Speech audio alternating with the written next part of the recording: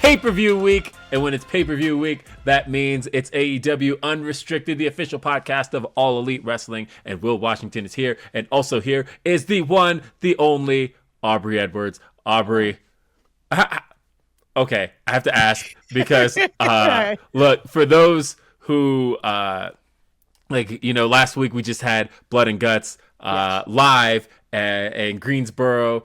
It was an awesome event, and we saw two incredible Blood and Guts matches. And of course, very different matches. Very, very different matches. But you were in the ring for the intro of the show. We saw a big, really awesome pyro display. We saw the pyro work its way down the ramp and then into the ring. And if you were like paying really, really close attention, it looked like some of that may have got you a little bit.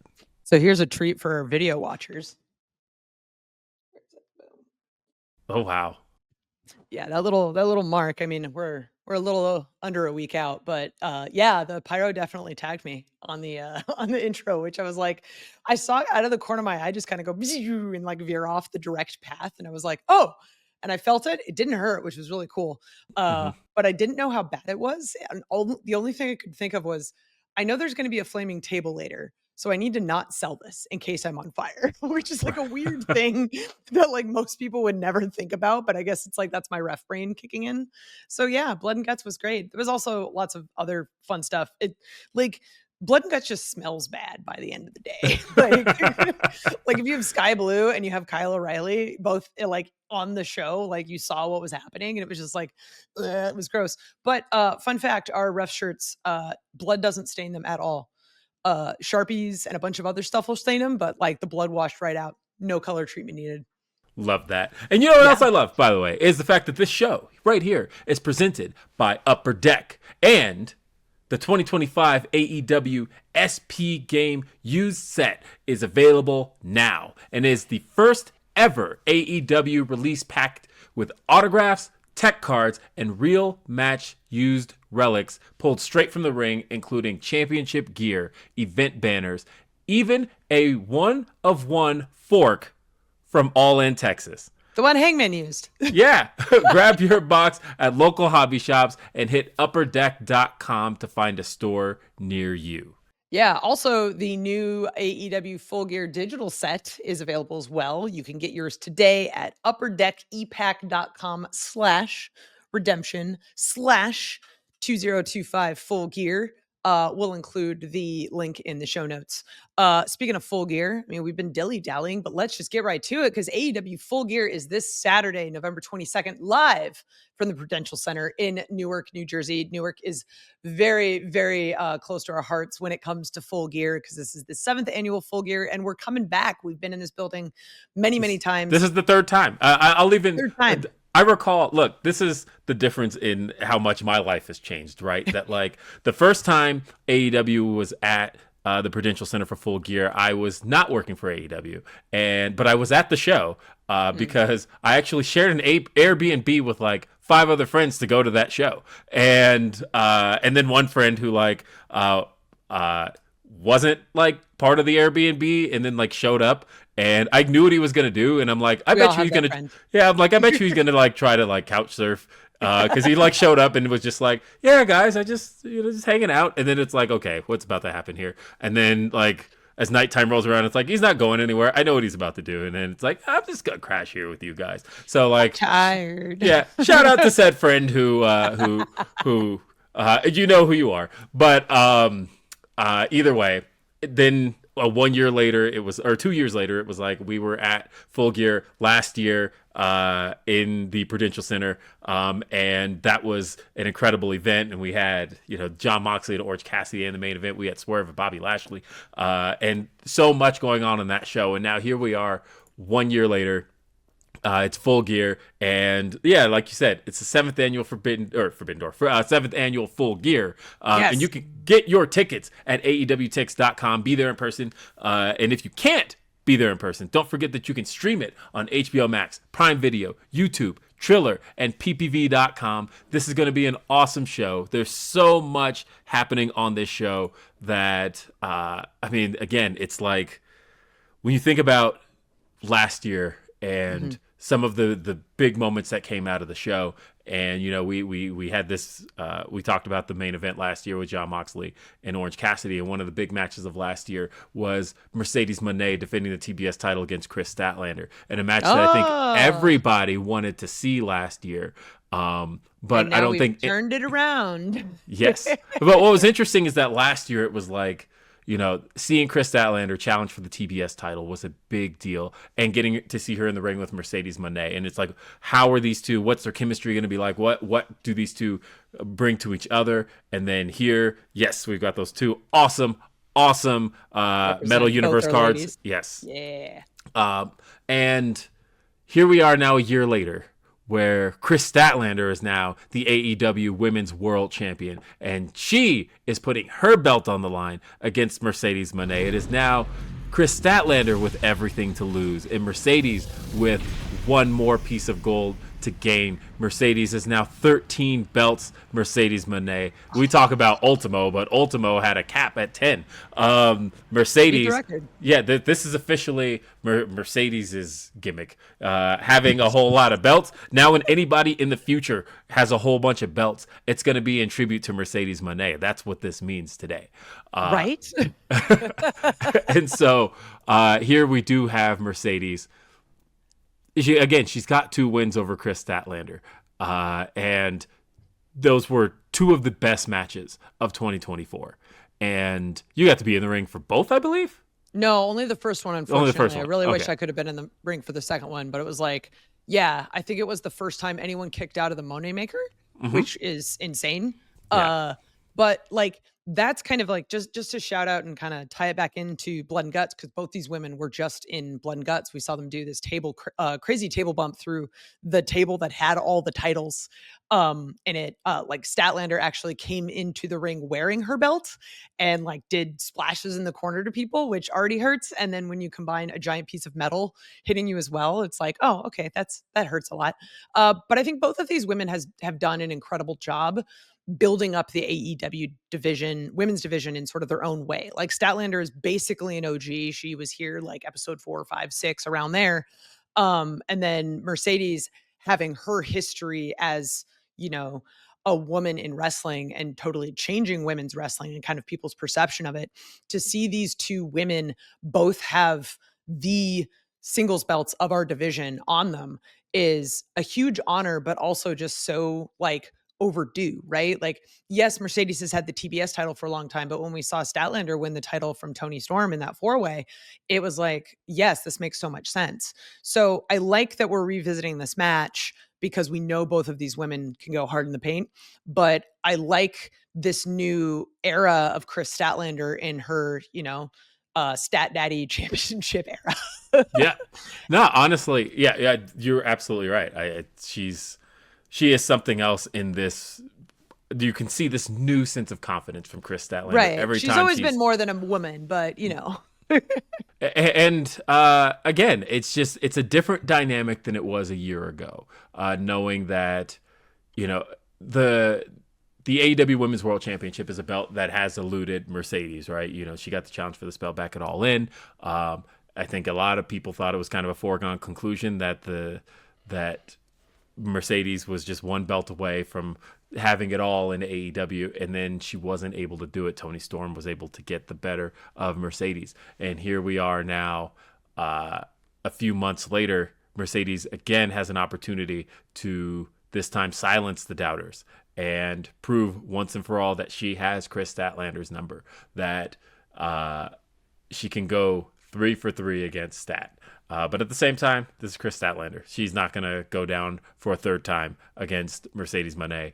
But either way, I think the winners are once again going to be the fans. The fact that the first time these 2 went at it, nobody knew what to expect, tore the house down. They went at it a month later, and people thought they knew what to expect. They gave us a completely different match this time around, and it still tore the house down. And to know that they get to do it a year later as completely different performers than they were a year ago, I am excited for this one.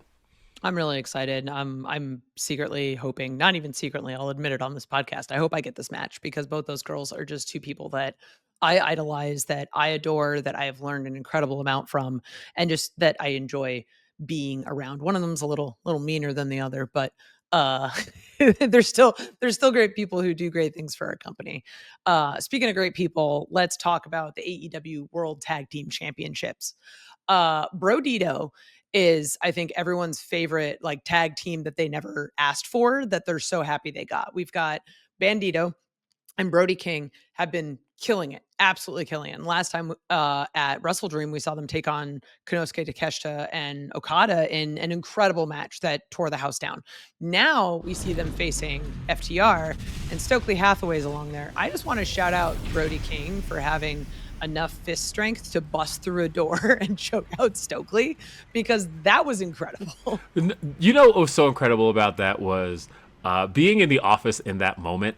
And of course, and when I say the office, I mean like one door over.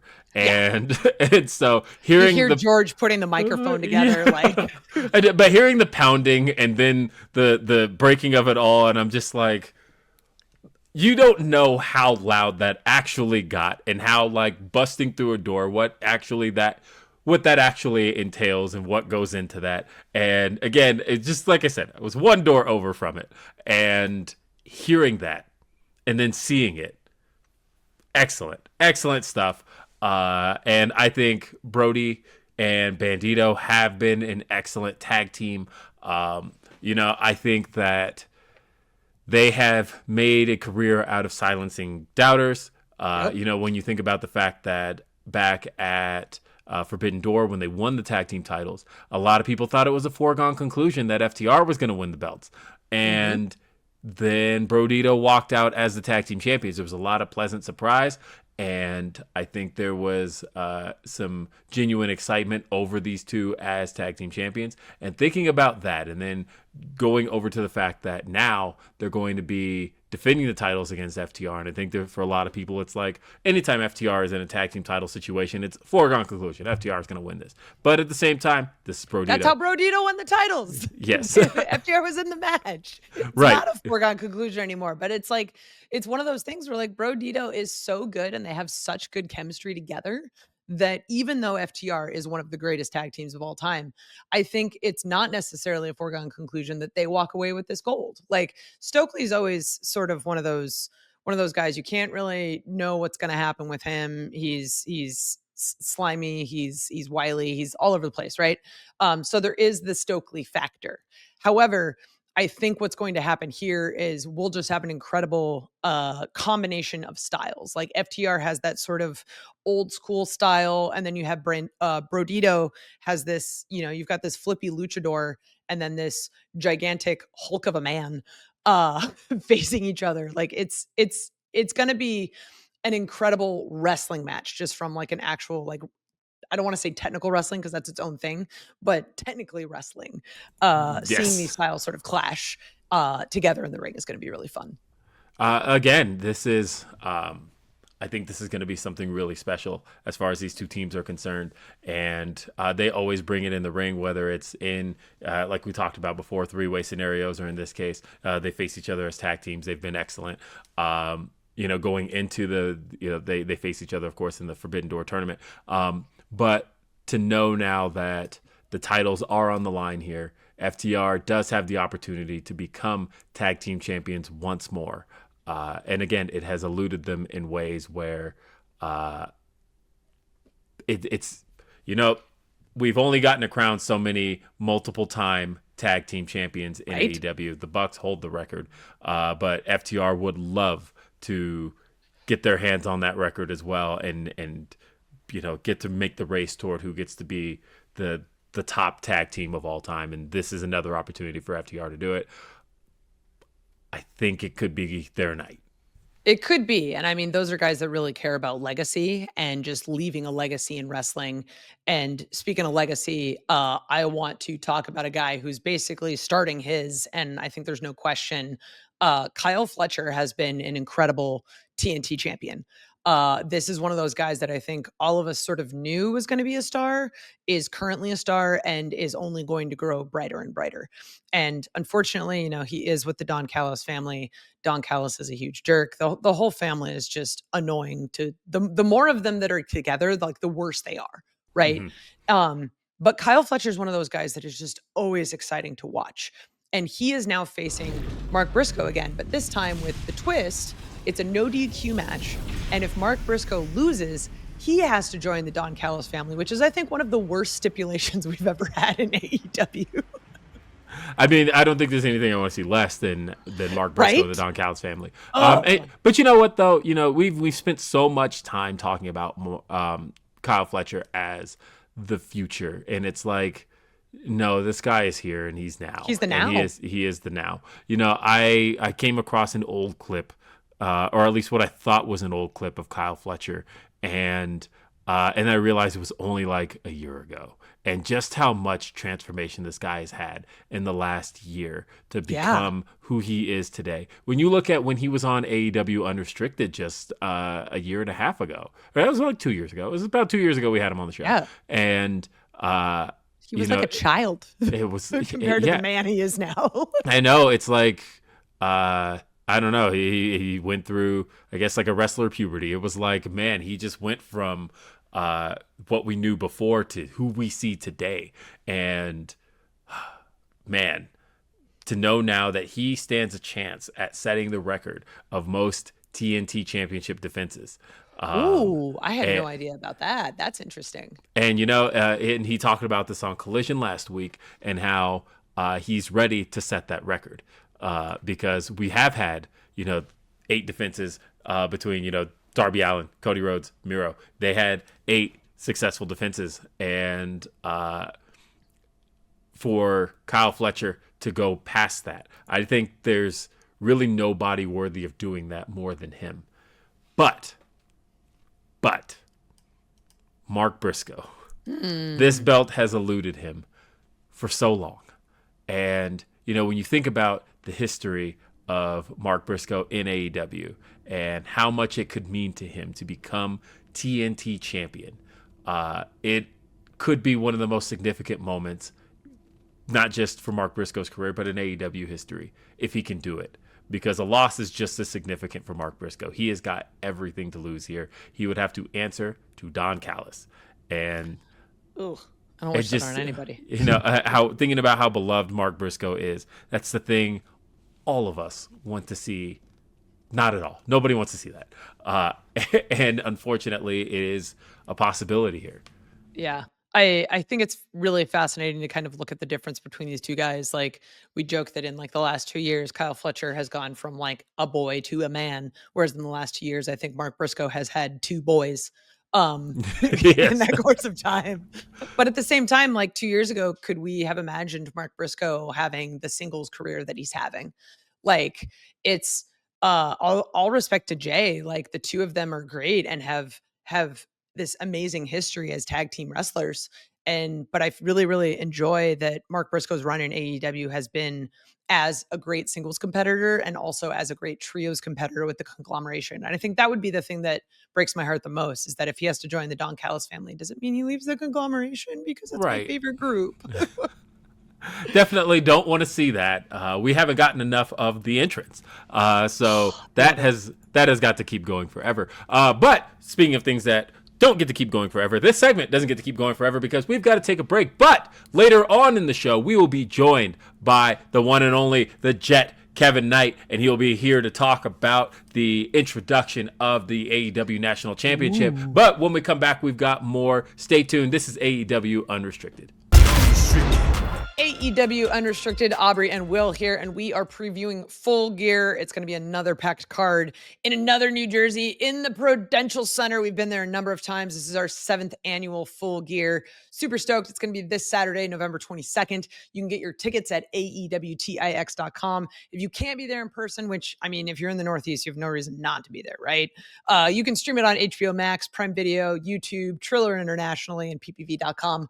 We've already talked a lot about the big individual title matches that are going on, but we got to talk about this $1 million trio match. Like, there's a lot of money on the line. We've got Jurassic Express, who by the way, I love that they've joined back up together. I love me some Jack Perry. I love me some Luchasaurus, but they're teaming up with Kenny Omega, taking on the Young Bucks and Josh Alexander in a $1 million trios match. Like, it's a lot of money on the line. $1 million on the line. And 1 million. yes, and this is life-changing money for the Young Bucks, who have been down on their luck for the last few months and could really, really use this boost. At the same time, Jurassic Express, they have been back with a vengeance. It has been so great to see these two.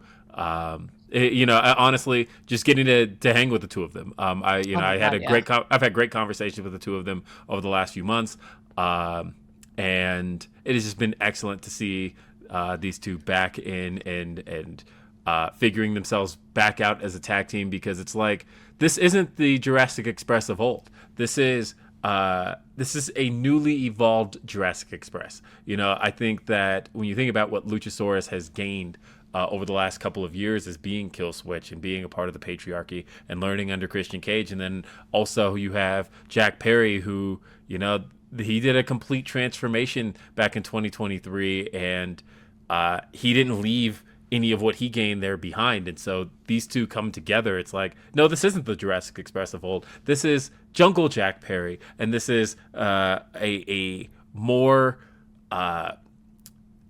experienced, a wiser Luchasaurus than we've ever seen. And he's wise as it is.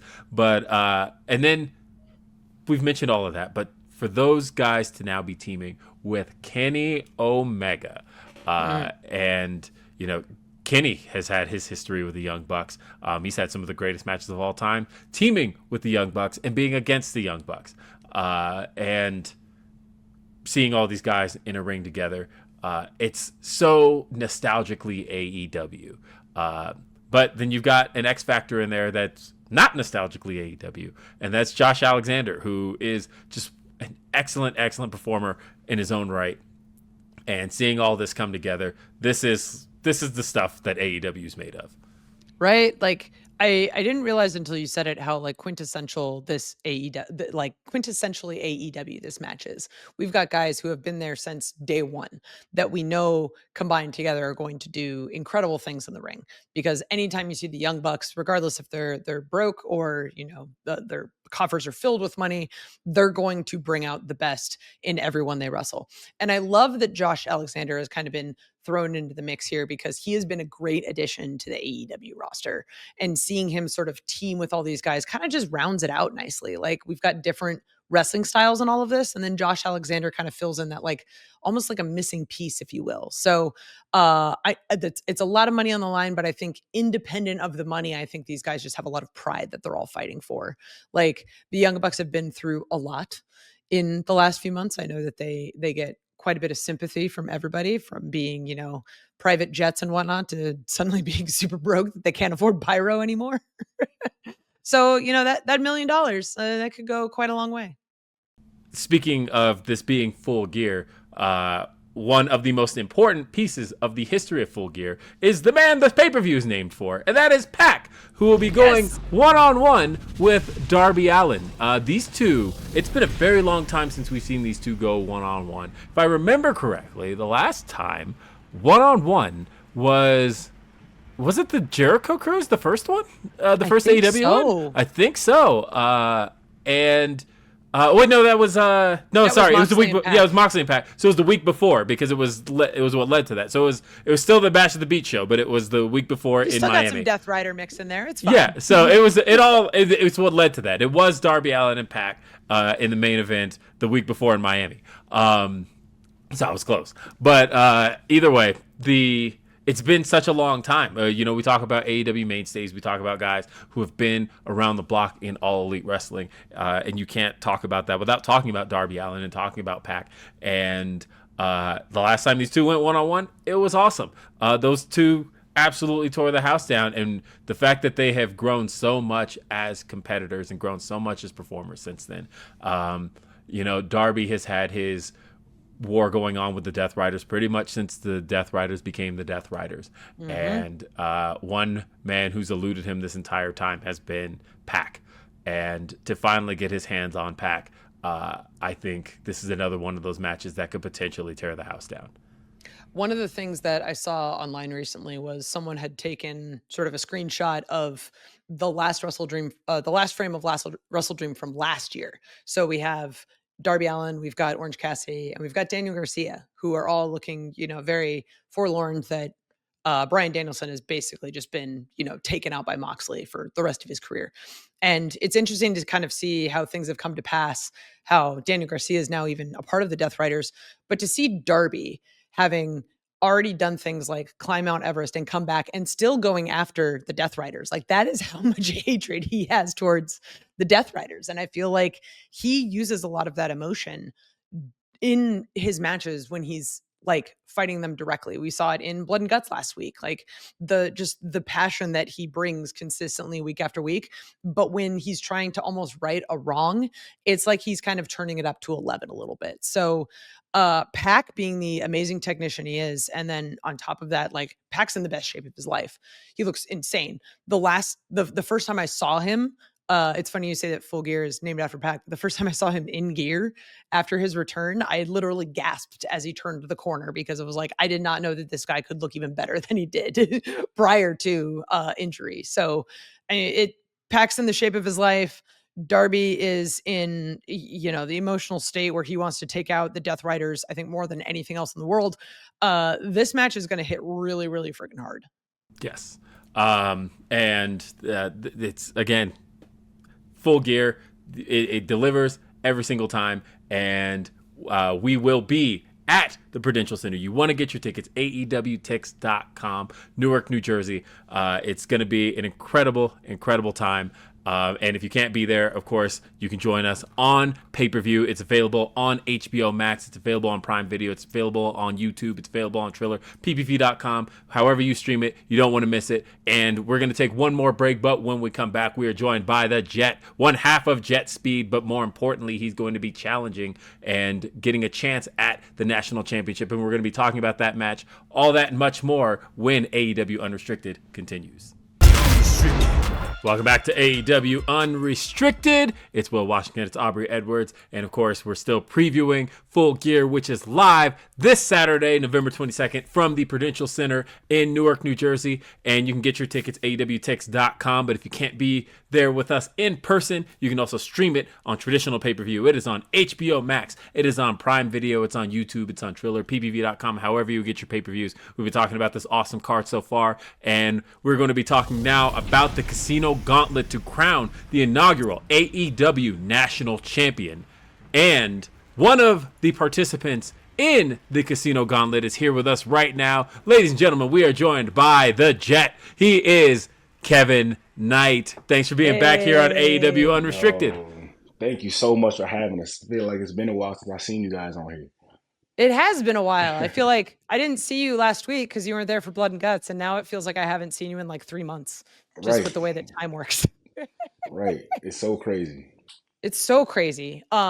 So we've got this Casino Gauntlet match coming up. It is to crown the inaugural AEW National Champion. Talk a little bit about what it was like when you found out you were participating in this match this weekend. I thought it was another great opportunity to get in there with rivals / people that I haven't gotten to fully work with, such as a Ricochet or the rest of the Hurt Syndicate. Those are the only two participants other than my partner in there as well. So I feel it's going to be very interesting. And if me and Speedball are in there at the same time, I feel like it'll be a little bit of tension there, but may the best man win, you know? Well, let's talk about that a little bit because, when the idea of JetSpeed really kind of came out of left field a little bit. Both you and Speedball came to AEW with singles aspirations, but found each other as a tag team. But as fate may have it, you guys now are both in this match and have a chance to fulfill those singles goals. Is that still kind of the ultimate destination for you, or are you still kind of keeping your eye on tag team success as well?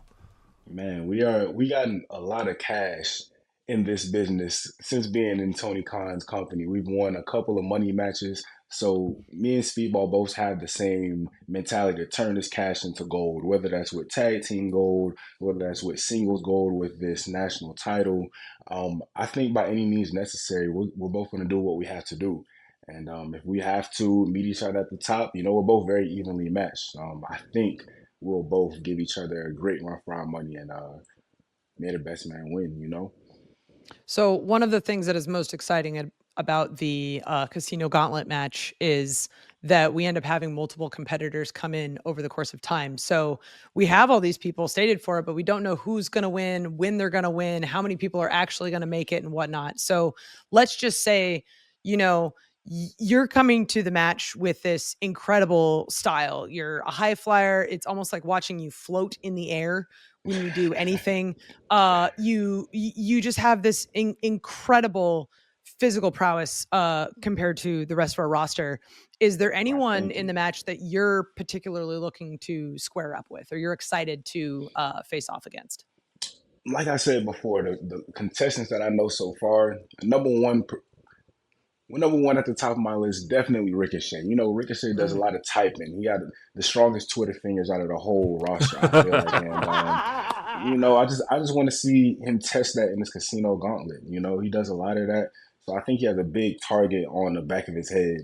And it's shiny. It'd be very visible, yes. Yeah, very visible. Of course. So I feel like, it needs to be a lot of rectification along those lines because we still didn't get our get back from Forbidden Door. And he just likes to talk a lot of trash, whether that's to the Hurt Syndicate or to us as JetSpeed. So Ricochet got a lot coming. He got a lot to look for. So let's say at the end of this match, we hear Justin Roberts shout from the rooftops, the winner and new AEW National Champion, Kevin Knight. What do you want the AEW National Championship to represent as its first champion? Man, I think it makes sense for somebody like the Jet to be the first ever inaugural national champion anyway. The Jet's been here, there, everywhere in between.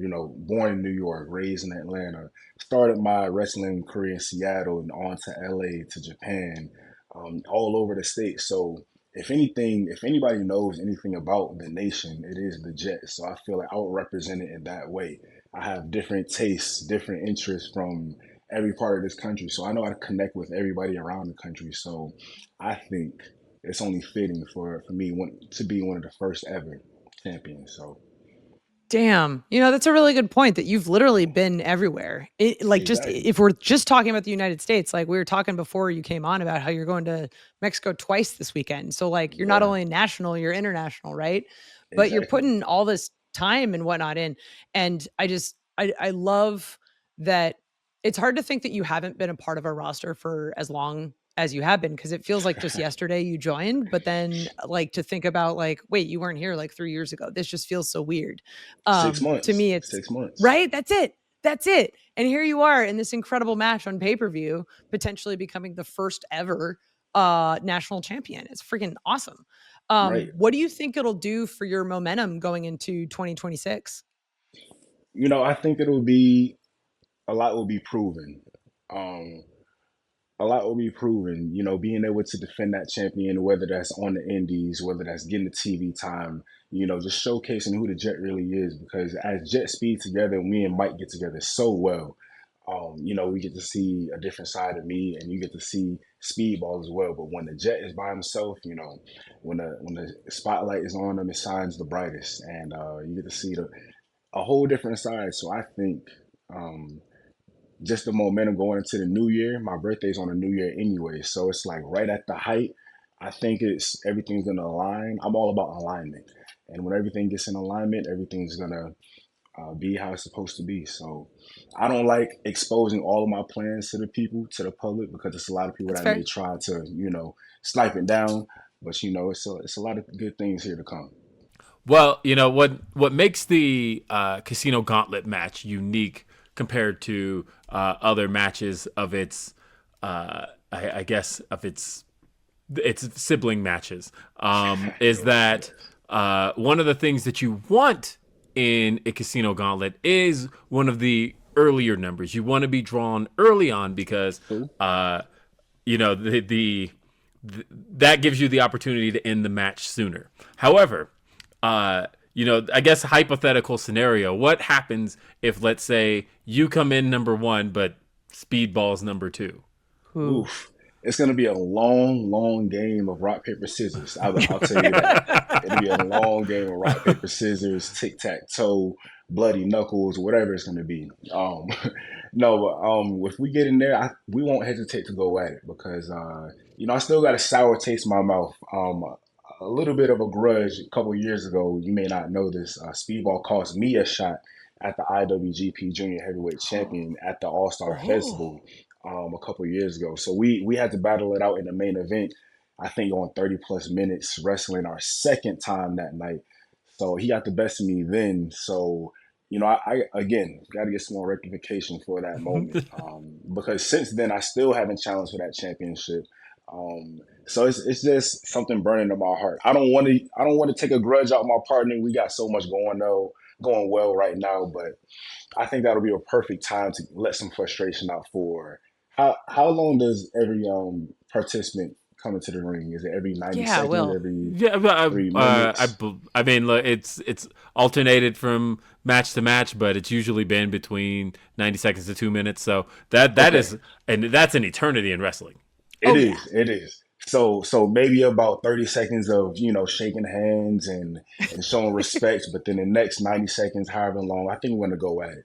I think we're gonna go I at like it. I just want to see the two of you stand off and like not touch and then have the crowd chant this is awesome without anything happening because that'll take like 45 seconds by itself. It's fine. Right, right. We want to be well rested by the time the next person comes in anyway. We just want to have a Exactly. little friendly competition before it gets rowdy.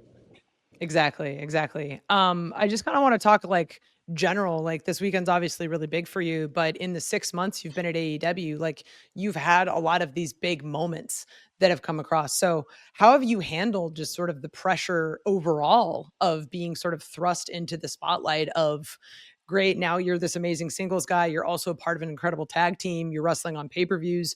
You're flying internationally and representing yourself in other countries. You're still working with New Japan some. Like Right. well, how has it been managing all of that? What's the pressure like? How do you handle it? Man, it's crazy you saying all of that stuff because I'm really realizing how short of a time span that has been and how much that I've been doing in that time Right? span. But the biggest way that I cope with it is I'm just showing up to work. I'm treating it as it's another day.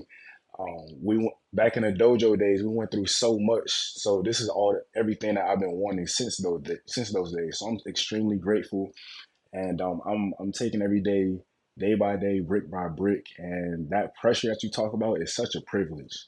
Like pressure doesn't happen to mediocre people. Pressure doesn't happen to people that are just here for the Damn. ride.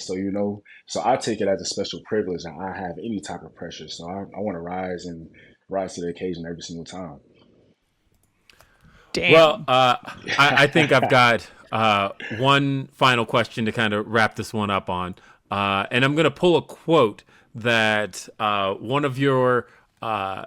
opponents at one point said in a recent interview he gave. But Dax Harwood said the Mm. following. He Uh-huh. said, Kevin Knight, I think, is going to be our main event ace. I've never been with someone in the ring who knows ring positioning, who's as smart as he is, who knows timing like that guy. I could say a million good things about him, but he will be a big star for us in about 3 to 5 years. Do you believe that to be accurate, or would you say that those 3 to 5 years might be a lot sooner? You know, I don't have a eight ball or a magic genie at my disposal. So all I could do is take those words as is what it is, straight exactly what he may have said. But I'm a big proponent of reading. I read The Art of War. I know the 48 Laws of Power. I know that people try to keep their friends closer, enemies closer. And deception is the number one tactic in war. So I'm not sure if Dax is trying to throw me off my game. So when I get in the ring with him, I'll take it a little bit easy on him. Or if I want to, maybe join him or something in the future. I don't know what the long game is for him saying this. Very nice words, but I don't take I'm not easily fooled by a little compliment here and there. Honestly, I don't need his compliments. I very much appreciate it, and I know how good I am. And the fact that every single time JetSpeed is going against FTR, they've had to pull some type of interference, some type of flammery, what I like to call it. Little Stokely is always Flammery. getting he's always getting involved with his little nubby fingers. So I think he's just trying to soften me up so that he may be able to get one over on me one more time. But he's always thinking a step ahead. I'm always thinking 2 steps ahead. But we're gonna see him again. It's not the last time he's gonna see us. I read that quote and I mean, I could not agree more. I feel like you are definitely a future face of this company. You are on an incredible trajectory, and I feel like you've got a great head on your shoulders. Just sort of stay the course and it'll happen naturally. You don't need to listen to the compliments. You just need to listen to the fans to know how much Kevin Knight and JetSpeed are loved by our fans. So I'm really looking forward to seeing you compete in this match. I'm not going to say that I have a favorite to win, but wink, wink, nudge, nudge. It's okay. It's okay. I understand. We can't give out too much info. Like when the bell rings, I gotta remain unbiased. But beforehand, I'm a Kevin Knight girly. I'm gonna say, like, Of course, I don't know if the people watching this know this, but I don't know if we mentioned in the first interview, but we were next door neighbors. You oh, got my totally. first ever Down the booking back street. in the day. So Down the street. So it's very. I get a lot of joy seeing you succeed because I'm like, man, I remember when I picked that guy up in downtown Bellevue. Hell yeah, this is great. My first ref gig and everything. Thank you for joining us today, Kevin. This was awesome. We're rooting for you this weekend. It's going to be an exciting match to see. Tune into Full Gear, and you can see Kevin compete this weekend for a chance at being the inaugural AEW National Champion. Thanks for hanging out, Kevin. Thank you. Thank you for having me again. Thank you, Kevin, for being here. But we have to close this show with the AEW World Championship. Of course, again, we talked earlier about Full Gear and the namesake of the show. But the man the show is truly named for was a man who was in full gear. And he's always in full gear. Yeah, he's full gear all the time. BTE lore for everybody. But yes. Hangman Adam Page defending his AEW World Championship one more time against the former AEW World Champion Samoa Joe. We saw these two go one-on-one at WrestleDream last month in St. Louis. Hangman got the better of Samoa Joe, but then after the match, he and the entire ops all betrayed Hangman Adam Page. They turned heel, as it were, and as it were, and they put the boots to Hangman, and they have kept the AEW World Championship in their focus. And now this match is being had inside a steel cage. So I remember when the ops turned heel inside baseball. When the ops turned and after WrestleDream ended and they all came backstage and they all had kind of an extra swagger in their step. And I just look at Shibata and I give him like the disappointed mother-in-law glare. Like, I can't, but like him and Hobbs and Joe, it's just, I get it. But at the same time, it's like, man, these guys, they're huge jerks. And I feel like that's kind of going to give Joe a little bit of an advantage here because he's coming in with this new sort of attitude, if you will. But also, I mean, how can we not talk about the difference in adding a steel cage in this match? We've seen Hangman before. He's done like terrible things in a steel cage. He'll be the first one to admit it. So we know what he's capable of. But him and Joe in a steel cage, like this is sort of almost the great equalizer, if you will, that while we've seen these two go one-on-one before, this one makes it entirely different as soon as you add sort of that one stipulation.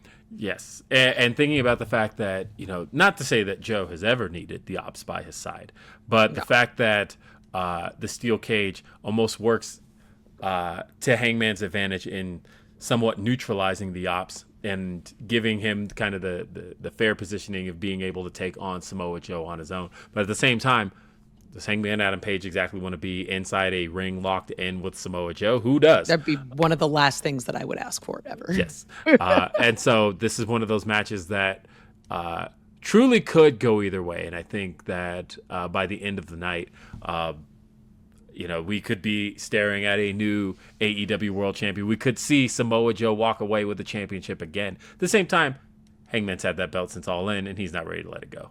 Yeah, I mean, as you said, like Samoa Joe has been a champion before. This isn't Hangman's first time around, but at the same time, the belt feels so right with Hangman. He is AEW's main character, and after seeing him go through the redemption, the growth of him as not only just Hangman, but as like a man, having gone through all of the things he did, like his history with Swerve, and him becoming the better person, besting John Moxley at All In. It's one of those things where I don't want to see Hangman without the belt because it just feels so right. But, it's not about what I want. It's about what Hangman wants. And is he going to best Samoa Joe in that cage? It's hard to say one way or another. It's hard to say, but what is easy to say is that you do not want to miss this show. It is live. It is this Saturday. It is at the Prudential Center, AEWTix.com, New Jersey. You want to be there. Again, AEW, we say it all the time. We always deliver on pay-per-view, and I promise this is going to be another show that delivers in ways that only AEW can. And you can watch this show in person, AEWTix.com, or you can watch it on traditional pay-per-view or stream it on HBO Max or YouTube or Amazon Prime, Triller. However you get your pay-per-views, get this show. Full Gear always delivers. And also don't forget that AEW Unrestricted is presented by Upper Deck, and the 2025 AEW SP game used set is available now and is the first ever AEW released, packed with autographs, tech cards, and real match used relics pulled straight from the ring, including championship gear, event banners, even a one-of-one fork from All In Texas. Grab your box at local hobby shops and hit upperdeck.com to find a store near you. And also, the new AEW Full Gear digital card set is available. Get yours today at upperdeck.epack.com/redemption/2025 Full Gear. We'll include the link in the show notes too. And you can listen to and follow this podcast, AEW Unrestricted, at Apple Podcasts, Spotify, or wherever you get your podcast. And check out video episodes on our YouTube channel at AEW Unrestricted. Hit that subscribe button so you never miss an episode. And if you're not an AEW insider, get early access to ticket pre-sales, special merchandise offers, and more straight to your inbox. Sign up today at AEWTix.com. And also don't forget that AEW Dynamite is live every Wednesday at 8 p.m. and streaming on Max, TBS, and HBO Max. And also AEW Collision is live every Saturday on TNT and also streaming on HBO Max. ROH streams every Thursday on Honor Club. I'm Will Washington. She is Aubrey Edwards. Thanks for listening. This is AEW Unrestricted.